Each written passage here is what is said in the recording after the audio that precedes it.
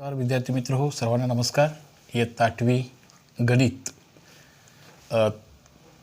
पहिले 12 प्रकरणं विभाग क्रमांक 1चे 9, 10, 11, 12 विभाग क्रमांक 2 मधले सुद्धा आपण याच्यापूर्वीच प्रकरणं पूर्ण केलेत बाळांनो. आता आपण 13व्या प्रकरणामध्ये कॉन्करन्स ऑफ द ट्रायंगल, त्रिकोणाची एकरूपता ह्या संकल्पनेमध्ये ह्या विषयामध्ये जाणार आहोत. तसं बघितलं तर फार महत्त्वाचा भाग आहे. कॉन्करन्सी ऑफ द ट्रायंगल्सवरती भरपूर 9th डिपेंड आहे, 10th डिपेंडेड आहे. ह्या सगळ्या गोष्टी आपल्याला लर्न करत जायच्या आहेत. त्रिकोणाची एकरूपता म्हणजे काय आणि मग आपल्याला त्याच्या टेस्ट कोणत्या आहेत आणि त्या फिगरमध्ये कशा यूज करायच्या, असं हे 13वं प्रकरण कॉन्करन्स ऑफ द ट्रायंगलमध्ये आपण शिकणार आहोत. या प्रकरणामध्ये तुम्हा सर्वांचं सहज स्वागत. त्रिकोणाची एकरूपता म्हणजे काय? एकरूपता ह्या नावातच हे दोन आकार एकमेकांना तंतोतंत जुळतात, दोन्ही हात एकमेकावरती बरोबर एकरूप जुळतात, म्हणून हे एकरूप आहेत. त्यांची मापं समान आहेत, आकार समान आहेत. तसं त्रिकोणाच्या एकरूपता ही कन्सेप्ट्सवरती भरपूर गोष्टी मॅथ्समधल्या क्रिएट झाल्या, भरपूर जॉमेट्री ही मोठ्या प्रमाणामध्ये क्लिअर झाली. एक ट्रायंगल आहे समजा, आणि त्या ट्रायंगलला जेव्हा आपण कन्स्ट्रक्ट करतो, जेव्हा काढतो, तेव्हा त्याच्या आपण 3 भागांचा विचार करतो, 3 घटक द्यावे लागतात. आणि दुसराही समजा की तोच आहे, तर हे दोन आकार एकमेकांच्यावरती तंतोतंत जर बसत असतील, आता तिथं मग कोणत्या घटना इथं येतात हा भाग महत्त्वाचा होता. समजा की ह्या त्रिकोणाच्या बाबतीमध्ये याची लांबी जेवढी आहे, समजा की हा ABC नावाचा ट्रायंगल आहे, हा PQR नावाचा आहे, तर इथं अशी तपासणी करायला पाहिजे, ही लांबी जेवढी आहे तेवढीच ही असायला पाहिजे. ओके, एक. त्यानंतर ही जितकी लांबीची आहे तेवढ्याच ह्याला पण तेवढीच लांबीची असली पाहिजे. आणि मग पुन्हा ह्या तीनही बाजू एकमेकांना एकरूप असल्या पाहिजेत. हा भाग झाला. नुसता कोणच एकरूप नव्हेत की जेवढा हा कोण आहे तेवढाच हा पण कोण असायला पाहिजे. जितक्या मापाचा हा कोण काढला आहे तेवढ्या मापाचा हा कोण काढला पाहिजे. जेवढ्या मापाचा हा कोण आहे तेवढ्याच मापाचा हा कोण असला पाहिजे. म्हणजे की जेव्हा दोन त्रिकोणामध्ये in 2 triangles when the all sides are concurrent and all angles are concurrent, whence 3 conditions for the sides and 3 for the angles, 3 बाजूंच्या आणि 3 कोणाच्या अशा 6 टेस्ट तिथं इक्वल असायला पाहिजेत. हा भाग एक होता. त्याच्यानंतर पुन्हा एक महत्त्वाचा भाग इथं असा येतो बाळांनो, तिथं ज्या क्रमानं अँगल आणि साईड्स कॉन्करंट आहेत ती कॉन्करन्सी तिथं महत्त्वाची आहे. हेच दोन आकार, हेच दोन्ही आकार असे आहेत. समजा दोन्ही ट्रायंगल्स आहेत, हे दोन एकमेकांना तंतोतंत जुळतात. All sides are concurrent, all angles are concurrent. पण हे दोन ट्रायंगल्स जेव्हा आपण विचारात घेतो, हेच दोन ट्रायंगल्स एकमेकांना इक्वल हाईटचे आहेत, इक्वल साईडचे आहेत, ऑल साईड्स आर कॉन्करंट्स आहेत, तिथे each and every angle is concurrent आहे. आणि हे दोन ट्रायंगल एकमेकांना ह्याच पद्धतीने एकमेकावरती ठेवले गेले पाहिजेत. आता हा कोण ह्याच्यावरती ठेवून आपल्याला कॉन्करन्सी आपण तपासणार नाही आहे. हा कोण या कोणावरतीच आला पाहिजे. हा जो कोण आहे तो या कोणाला जुळला पाहिजे. नाही तर तुम्ही जर हा कोण या कोणावरती ठेवायला लागलात आणि हे बाजू आणि कॉन्करन्सी कुठं आहे दिसते असं जर म्हणायला लागलात, तर मात्र एकमेकांना हे तंतोतंत जुळणार नाहीत. कुठलाही कोण कुठल्याही कोणावरती ठेवून चालणार नाही. त्याला म्हणतात करस्पॉन्डन्सी, एकास एक संगती. ही संगतीसुद्धा या त्रिकोणाच्या एकरूपतेला अत्यंत महत्त्वाची आहे. संगती इथं हा जो करस्पॉन्डन्सी येते ABC संगती, ए हा ॲक्च्युली ए हा आणि P त्याच्यावरतीच ठेवला पाहिजे, P वरती ठेवला पाहिजे. त्याच्यामुळं हा जो Q अँगल आहे तो B वरती येणार, म्हणजे तो Q येणार आहे. आणि तिसरं अक्षर आहे अशी ही संगतीसुद्धा ह्या त्रिकोणाच्या एकरूपतेला एकास एक संगती. का बघा बरं, हा ए कोण आणि P कोण दोन्ही एकमेकांना जुळतात, तो Cला जुळत नाही आहे. हा जेवढा कोण आहे तेवढ्या ह्या मापाचा कोण हा आणि हा कोणाच्यावरती ठेवून चालणार नाही. ही करस्पॉन्डन्सी, एकास एक संगतीसुद्धा या त्रिकोणाच्या एकरूपतेला अत्यंत महत्त्वाची आहे. आता मग हे जेव्हा दोन त्रिकोणाचे, एका त्रिकोणाचे तिन्ही कोण आणि तिन्ही बाजू ह्या दुसऱ्या त्रिकोणाच्या तिन्ही कोण आणि तिन्ही कोणाशी अनुक्रमे एकरूप असतात, तेव्हा ते दोन त्रिकोण एकरूप असतात. जेव्हा एका त्रिकोणाच्या 3 बाजू व तिन्ही कोण दुसऱ्या त्रिकोणाच्या 3 बाजू आणि तिन्ही कोणाशी अनुक्रमे त्या क्रमाने एकरूप असतात, तेव्हा ते दोन त्रिकोण एकरूप आहेत असं म्हणायचं. ती त्रिकोणाची एकरूपता लिहित असताना ही चिन्हामध्ये बाळांनो अशी मांडायची आहे. हे एकरूपतेचं चिन्ह आणि मग हे त्रिकोण PQR. म्हणजे तुमच्या ही गोष्ट लक्षात आली का बघा, त्रिकोणाची एकरूपता शिकण्यासाठी, एकरूप आहे असं जाहीर करण्यासाठी तिथं 6 गोष्टी आपल्याला लिहायला पाहिजेत. 3 आहेत बाजूच्या बाबतीतच्या आणि 3 आहेत कोणाच्या बाबतीतच्या. इथल्या संगतीसुद्धा असाही प्रकारचा प्रश्नाला तुम्हाला सामोरं जावं लागणार आहे किंवा ह्याचा पुन्हा पुन्हा विचार व्हावा लागणार आहे. तर याच्या साईड्स बाजू लिहित असताना 2 अक्षरांचा वापर करावा. बाजू AB एकरूप बाजू PQ, बाजू BC एकरूप बाजू QR आणि बाजू AC ही एकरूप असणार आहे बाजू PRC. हे झालं बाजूबद्दल. Now for angles. आता इथं मात्र एकाचा जर वापर केला एका अक्षराचा तरी चालू शकतो. ABC angle ABC, angle A, angle B and angle C congruent to that PQR. अशा ह्या एकरूप त्रिकोण असल्यामुळं असणारे संगत बाजू आणि संगत घटक. When two triangles are said to be when the all sides and all angles of the first triangle is congruent to the all angles and all sides, or 3 angles and 3 sides of the second triangle, these two triangles must be said to be congruent to each other. आता ह्या कॉन्गरन्सीच्या बाबतीमध्ये पुढं या लेसनमध्ये काही taste निर्माण झाल्या. आता taste आल्या कुठून? जेव्हा आपण 3 ट्रायंगल्स एखादा ट्रायंगल कन्स्ट्रक्ट करत होतो त्यासाठी 3 घटक द्यावे लागणार होते. समजा एक ट्रायंगल आपल्याला असा कन्स्ट्रक्ट करायला सांगितला होता की ट्रायंगल काढा. त्रिकोणाची रचनेचा एक प्रश्न मी तुमच्याजवळ असा करून घेतो. त्रिकोण रचना करायला तुम्ही शिकलाय की एक साईड घ्या, ती साईड 4 cmची घ्या.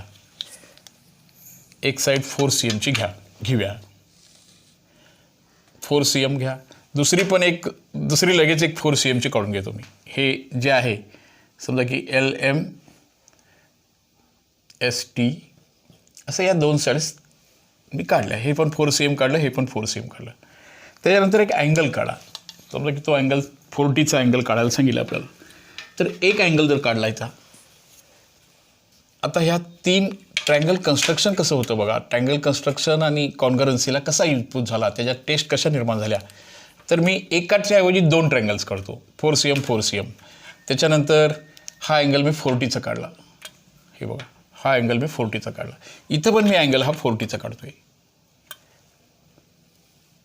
असा हा 40चा काढलाय, हा पण 40चा काढला. त्याच्यानंतर मी इथं एक 5 cmचा एक चाप मारून घेऊया. असा 5 cm डिस्टन्स घेऊन एक कॉन्स्टंट डिस्टन्स मी तिथं घेतोय आणि ते दोन्ही बाजूला आपण तेवढ्याच आर्क मारून घेऊया. 4, 5, 6 what ever it may be. इथं मी 4चं घेतलं, समजा असं 5चं घेतलं. तेवढंच डिस्टन्स घेतो आणि मी असा एक आर्क काढतो. तर त्या लक्षात आलं का बघा. हे आणि हे कन्स्ट्रक्ट केल्यानंतर हा अँगल 40चा आहे, हा पण अँगल 40चा आहे. ही साईड 4 आहे, ही साईड 4 आहे. ही मी 5ची घेतल्या, ही पण 5ची घेतल्या. आता असा भाग इथं तयार होतो. इथं जरी 6 घटक लागणार असले तर फक्त 3च घटक आपल्याला हे सांगून गेले की हे 2 ट्रायंगल एकमेकांना तंतोतंत जुळणार की न जुळणार. आता तुम्ही फक्त 3च घटकांचा विचार केला आहे. ही बाजू ह्या बाजू एवढी आहे, हा कोण ह्या कोणा एवढा आहे, ही बाजू ह्या बाजू एवढी आहे. आता लक्षात घ्या तुम्हाला, इथं जर आपण सगळ्याच गोष्टी मोजायला लागलो तर ही साईड बरोबर ह्या साईडला तंतोतंत जुळणार. ही तर आहेच आहे. त्यानंतर हा जो अँगल आहे तोच बरोबर ह्या अँगलशी जुळणार आणि मग तशा टेस्ट तयार झाल्या.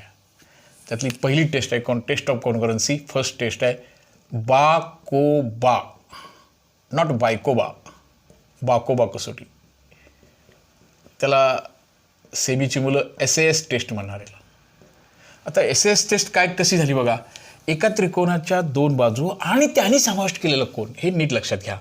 दुसऱ्या त्रिकोणाच्या 2 बाजू आणि त्यांनी समाविष्ट केलेलं कोन हे जर एकमेकाशी तंतोतंत जुळत असतील तर ते SAS टेस्टनं कॉन्गरंट असतात. जेव्हा एका त्रिकोणाच्या 2 बाजू आणि त्यांनी समाविष्ट केलेला कोन हा दुसऱ्या त्रिकोणाच्या 2 बाजू आणि त्यांनी समाविष्ट केलेला कोन यांच्याशी जर तंतोतंत जुळत असतील तर ते 2 त्रिकोण बाकोबा या कसोटीनुसार एकरूप असतातच. मग त्याची संगती, ती करस्पॉन्डन्स आपण पुढच्या एक्झाम्पलमध्ये शिकूया. आपण टेस्टची ओळख करून घ्यालोय. 2 त्रिकोण एकरूप असण्यासाठी 6 घटक लागतात, पण कसोटीसाठी 6 घटकांची गरज नाही बाळांनो. कसोटी ही टेस्ट असते, आयडिया असते, युक्ती असते. समजा हा कोन 40चा आहे आणि हा कोन समजा 60चा आहे, तर हा बरोबर 80चा येणारच. हा मोजायची गरज नाही आहे. ही टेस्ट झाली त्रिकोणाच्या 3 कोणाच्या मापांच्या बेरीचं. हा 40चा आणि हा 60चा असला इकडचा, तर हा उरलेला मोजायची गरज नसते. ती कसोटीनुसार ती टेस्ट झाली, ती आयडिया झाली. ही झाली बाकोबा कसोटी. त्यानंतर दुसरी कसोटी आपल्याला शिकायची होती तिथं बा बा. आता फक्त इथं कोणाचा उल्लेखच नाही, बा इंग्रजीमध्ये SSS टेस्ट, SSS साईड. आता परीक्षेमध्ये एक्झाममध्ये असं आलं SS टेस्ट शब्दात लिहा, मुलं बाजू लिहितात. तसं नाही आहे ते. SS टेस्ट किंवा बाजूची टेस्ट जेव्हा एका त्रिकोणाच्या 3 बाजू दुसऱ्या त्रिकोणाच्या 3 बाजूशी अनुक्रमे एकरूप असतात. when the 3 sides of the first triangle is congruent to the all sides of 3 sides of the second triangle, these two triangles must be congruent to each other by SSS test.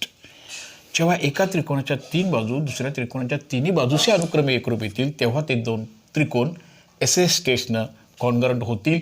उरलेले घटक हे आपोआपच एकरूप येणार आहेत. ते एकरूपता त्याच्याबद्दल शंका बाळगण्याची गरज नाही. टेस्ट आणि आयडिया, भात शिजलाय की नाही बघायला मम्मी एक सगळ्याचे सगळे भात चाचपत बसत नाही. 6च्या 6 इथं 6च्या 6 चाचपायची गरज नाही आपल्याला. केवळ एका सीतेवरून आपल्याला ते ठरत असतं की ते तांदूळ म्हणजे भात शिजलाय किंवा नाही, तो रेडी आहे की नाही खाण्यासाठी. तसं इथं बाकीच्या गोष्टींना आपल्याला तपासायची गरज नाही, त्या आपोआपच येतात. By the properties of the triangle all sides remaining हे जे आहेत ना ते घटक नेहमी इक्वल येत राहतात. हा आली असं टेस्टची ओळख आपल्याला ह्याच्यामध्ये दिलेली आहे. आता बाबा कसोटी आहे. त्यानंतर बघा बरं कोबाको त्याच्यामध्येच त्याचं उत्तर पण असतं. कोन, बाजू आणि कोन, SASA.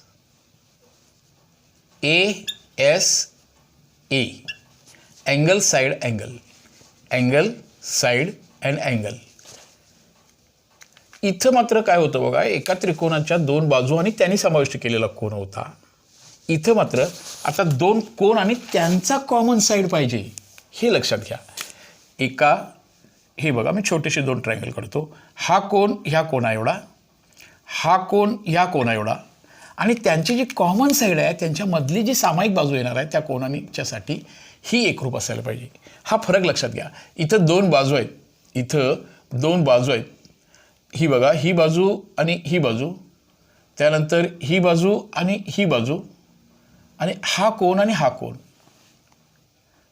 लक्षात आलं का बघा तुमच्या. हा आता इथं झालं साईड अँगल साईड, इथं झालं अँगल साईड अँगल. एका त्रिकोणाचे 2 कोन आणि त्यांची सामायिक भुजा, हे दुसऱ्या त्रिकोणाचे 2 कोन आणि त्यांची सामायिक भुजा, त्यांनी समाविष्ट केलेली कॉमन भुजा तीच एकरूप असली पाहिजे. तिथं आपण त्या कसोटीला ASA को असं कसोटी म्हणणार आहोत. यानंतरची 4थी कसोटी इथं आहे बघा, कोकोबा. आता इथला फरक बघा, किंवा बाकोको, त्याला आपण बाकोको म्हटलं तरी चालेल. इथं मात्र इथं पण 2 कोन आहेत, तिथं पण 2 कोन आहेत, पण त्यांची बाजू जी आहे ना त्यांच्यामधलेच असायला पाहिजे असं नाही. हे बघा, ही बाजू इव्हन हा कोन या कोना एवढा आहे, हा कोन ह्या कोना एवढा आहे, आणि त्यांच्यामधली सामायिक बाजू असायला पाहिजे नाही, त्याच्याशिवायची जी बाजू राहील. आता ही मात्र बाकोको किंवा कोकोबा असे टेस्ट होऊन जाईल. ही त्यांच्यामधली बाजू इथली आणि इथली बाजू आली तर ही कसोटी अशी रूपांतरित होणार आहे. ह्या टेस्टची ओळख तुम्हाला झाली पाहिजे. पुढचं हायर एज्युकेशन किंवा सगळ्या ॲप्लिकेशनसाठी ह्या कसोटीची गरज आहे. यानंतर एक पर्टिक्युलरली राईट अँगल ट्रायंगलसाठी एक प्रॉपर्टी तयार झाल्या कॉन्करन्सीची. This is use for only right angle triangle. बा किंवा बाकोको ही टेस्ट होती. आता राईट अँगल ट्रायंगलच्यासाठी म्हणजे हायपोटेनस साईड टेस्ट. आता इथं जर 2 राईट अँगल ट्रायंगल तुमच्या समोर दिले असतील, राईट अँगल ट्रायंगलचा तुम्ही विचार करत असाल तर तिथं काय आहे बघा, त्याला हायपोटेनस साईड, हायपोटेनस येणार हा राईट अँगल ट्रायंगलमध्ये येणार. कर्ण हा 90 अंश कोणासमोर बाजूला आपण कर्ण म्हणतो. त्यामुळे कर्णभुजा कसोटी लघुकोन विशाल कोन त्रिकोणामध्ये वापरणार नाही, आपण ती फक्त काटकोन त्रिकोणासाठी वापरणार आहोत. समजा की एक काटकोन त्रिकोण आहे, दुसरा एक काटकोन त्रिकोण दिला आहे, ह्याचा एक कर्ण ह्या कर्णा एवढा आहे, आणि हा कोन 90चा, हा कोन 90चा, आणि एक बाजू ही दुसऱ्या बाजू एवढी आहे. कुठलीही बाजू असली तरी चालेल. तिथं hypotenuse must be concurrent. Hypotenuse hero of that taste.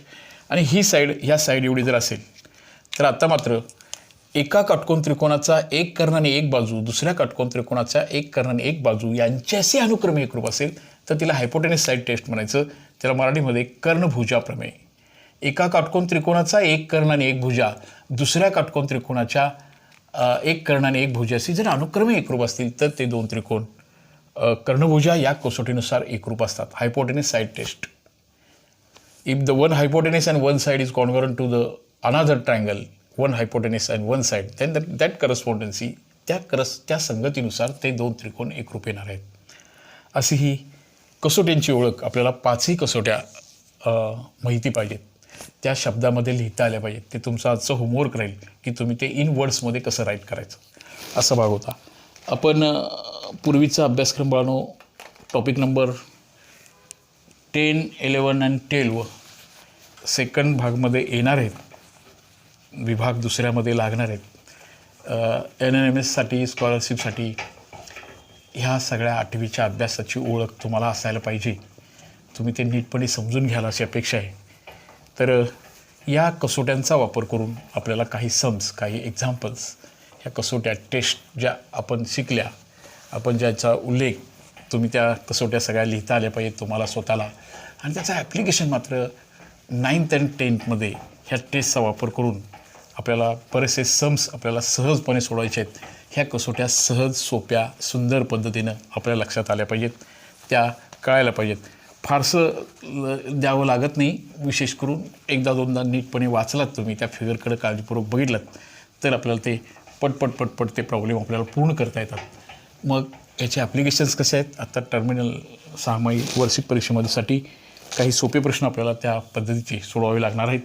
त्यातला हा एक प्रश्न, त्यातले असे प्रश्न असणार आहेत बघा की पुढील आकृत्यामध्ये त्रिकोणाच्या जोड्यांतील खुणांचे घटक एकरूपतेने दाखवले आहेत. प्रत्येक त्रिकोण कोणत्या कसोटीनुसार शिरोबिंदूच्या कोणत्या संगतीनुसार एकरूप होतात ते लिहा.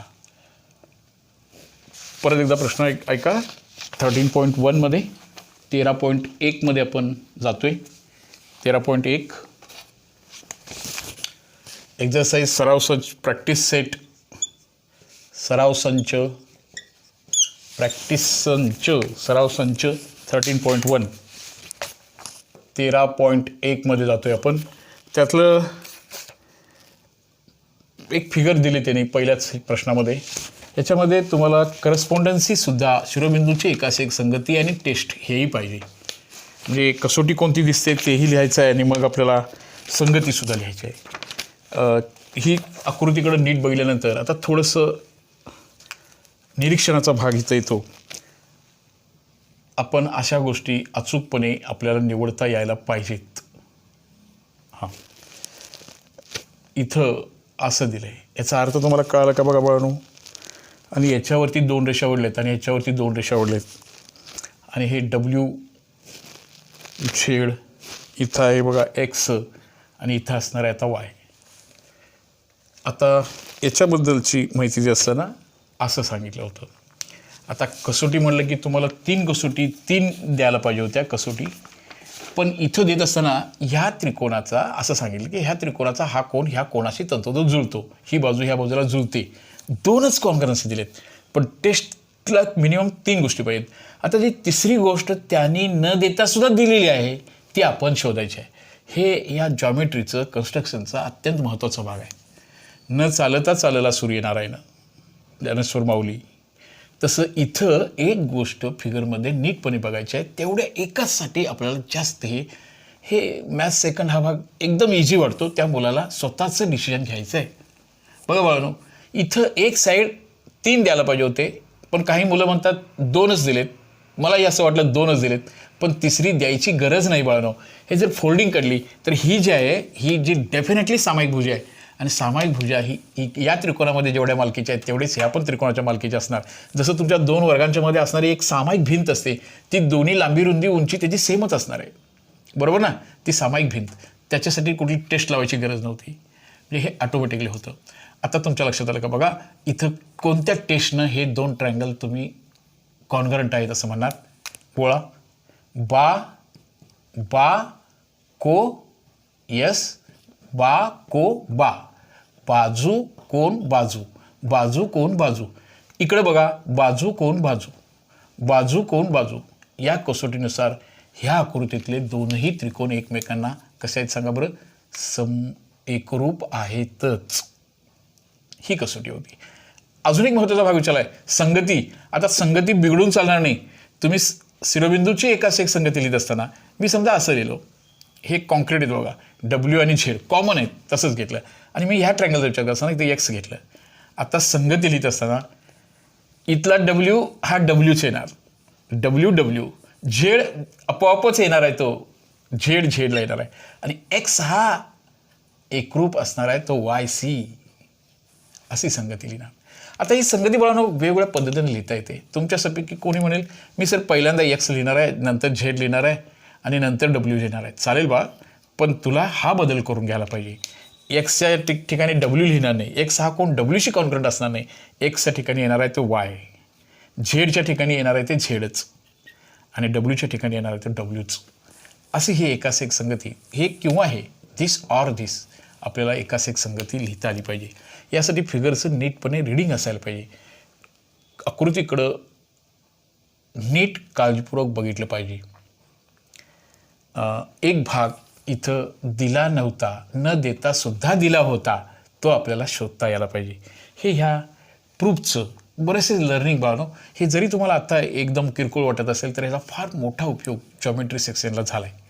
बऱ्याचशाच प्रूफ्स या ट्रायंगलवरती एखाद्या सेगमेंटला कॉन्ग्रंट दाखवत असताना ते ट्रायंगल कॉन्ग्रंट दाखवायचं असतं, आणि मग त्यासाठी टेस्टची नितांत गरज असते. टेस्टसाठी आपल्याला कॉन्ग्रंट भाग पटपट निवडता आला पाहिजे, हे याचं वैशिष्ट्य होतं. अशा काही सम्सना घेऊन, अशा काही गोष्टी आपण घेऊन हा एक्झरसाईज पूर्ण करूया. ह्या टेस्टची ओळख तुम्हाला झाली आहे. आजच्या अभ्यासामध्ये तुम्ही सर्वजण ह्या ज्या सगळ्या कसोट्याच होत्या, बाकोबा, बाबाबा, ह्या सगळ्या कसोटीच तुम्हाला इन वर्ड्समध्ये कसं लिहायचं ते स्किल तुमच्यामध्ये डेव्हलप झालं पाहिजे. जेव्हा हे असं पाठ करत बसू नका, जेव्हा एका त्रिकोणाच्या दोन बाजू आणि त्यांनी समाविष्ट केलेला कोन, असं लर्निंग करा. एका त्रिकोणाच्या दोन बाजू आणि त्यांचा समाविष्ट कोन, त्याचा सामायिक कोन हा दुसऱ्या त्रिकोणाच्या दोन बाजू आणि त्यांनी समाविष्ट केलेला कोन यांच्याशी एकरूप असतात, तेव्हा ते दोन त्रिकोण बाकोबा या कसोटीनुसार एकरूप असतात. सेमीच्या मुलांनी फारसं गोंधळून, इंग्लिश मिडियमच्या मुलांनी फारसं गोंधळून झालं. In two triangles, two sides and one common angle between this two is congruent to the second triangle and common angle, and common angle these two are congruent, then these two triangles must be congruent to each other. जेव्हा एका त्रिकोणाच्या दोन बाजू आणि त्यांचा कोन, हे लक्षात घ्या. आजच्या तासामध्ये तुम्ही टेस्टची ओळख करून घ्या. सगळ्याच टेस्टचे ॲप्लिकेशन्स करत आपण हे सम्स पुढं सोडवत जाणार आहोत. या पद्धतीनं 13.मधला 1चा आजचा काम जे आहे ते असं करूया. अशा टेस्ट प्रकारे आपल्याला सोडवायचं आहे. पुन्हा आपण पुढच्या भागामध्ये निश्चितपणे भेटूया बाळांनो. या टेस्ट अतिशय उपयोगी आहेत पुढच्या शिक्षणासाठी, आणि त्यामुळे ते लर्निंग करायचं आहे. ओके बाळांनो, ठीक आहे. पुन्हा भेटूया पुढच्या तासिकेमध्ये ह्याच्या पुढचा भाग घेऊन. ओके.